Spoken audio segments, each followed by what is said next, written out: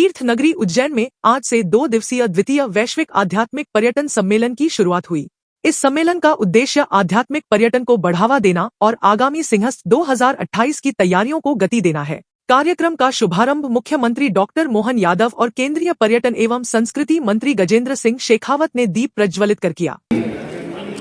श्री गजेंद्र सिंह शेखावत जी हमारे बीच आदरणीय श्री धीर गौरदास जी आध्यात्मिक गुरु के सियासी मुखिया और एक सशक्त नेतृत्व आत्मसात करते हुए जिस तरह से वे हमारे नागरिक सेवाओं के साथ जुड़ते हैं। केंद्रीय मंत्री गजेंद्र सिंह शेखावत ने अपने संबोधन में कहा कि आने वाले समय में भारत की सॉफ्ट पावर सांस्कृतिक शक्ति हमारी सबसे बड़ी ताकत बनेगी। मुख्यमंत्री डॉक्टर मोहन यादव ने कहा कि आज का समय भारत का है और पूरी दुनिया हमारी तरफ देख रही है। उन्होंने कहा कि उनकी सरकार बाबा महाकाल से लेकर प्रदेश के सभी धार्मिक स्थलों को बढ़ावा देने के लिए प्रतिबद्ध है। उन्होंने वीर दुर्गादास की छतरी के जीर्णोद्धार का भी भूमि पूजन किया, जिससे शहर के विकास को नई दिशा मिलेगी। इस कार्यक्रम में देश भर के तिरुपति बालाजी, शिरडी के साईं बाबा, आनंदपुर साहिब, इस्कॉन इंटरनेशनल या और ऐसे अलग अलग बड़े बड़े संस्थानों के कई सारे ट्रस्टी और कई सारे उससे जुड़े हुए संचालक गण आए हुए।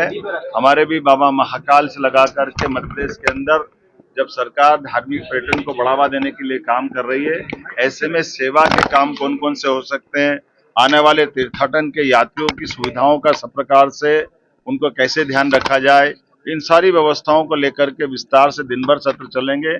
आध्यात्मिक पर्यटन में भारत के शहर आध्यात्मिक गुरु गौरांग दास ने बताया कि विश्व के शीर्ष 10 आध्यात्मिक शहरों में से 4 भारत में हैं, जिनमें प्रयागराज, अयोध्या, तिरुपति और वाराणसी शामिल हैं। उन्होंने विश्वास जताया कि मुख्यमंत्री की पहल से जल्द ही उज्जैन भी इस सूची में अपना स्थान बना पाएगा। देखिए, बहुत ही सुंदर आयोजन है। प्रयागराज कुंभ मेला में हमने देखा कि लगभग 66 करोड़ लोग पार्टिसिपेट किए, जो हमारी अनुमति से बहुत ज़्यादा थे।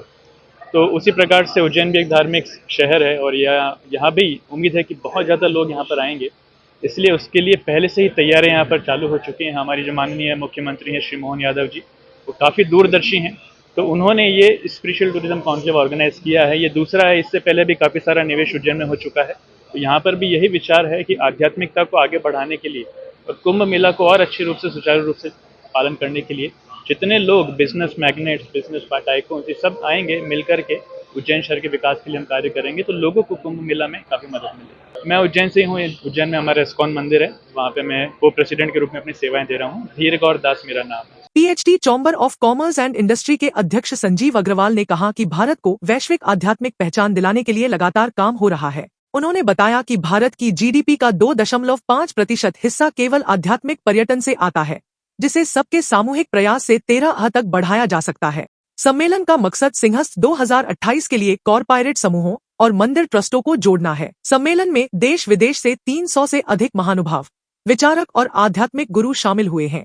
बहुत बढ़िया कॉन्क्लेव हुआ है और मैं ये कहूँगा कि मैंने काफी टूरिज्म कॉन्क्लेव अटेंड किए हैं, देखे हैं, बोला भी हूँ, पर जब मैंने फर्स्ट टाइम यहाँ पे उज्जैन में सुना कि स्पिरिचुअल और आध्यात्मिकता एक साथ, कि स्पिरिचुअलिटी कई लोग समझते हैं कि इसमें पढ़ने लिखने की जरूरत नहीं है, समझने की जरूरत नहीं है, तो ये एक बड़ा इंटेलेक्चुअल सब्जेक्ट है।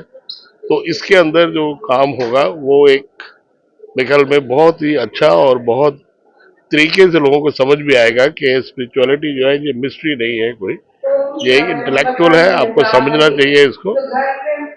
और तो एक नई चीज जो है मेरे को समझ आई है, जो कि मैं अपने प्रोफेशन में, खाने के प्रोफेशन में भी, जिसको मैं मानता हूँ कि खाना बनाना जो है स्पिरिचुअल एक्शन है, ये भी पार्ट ऑफ स्पिरिचुअलिटी है।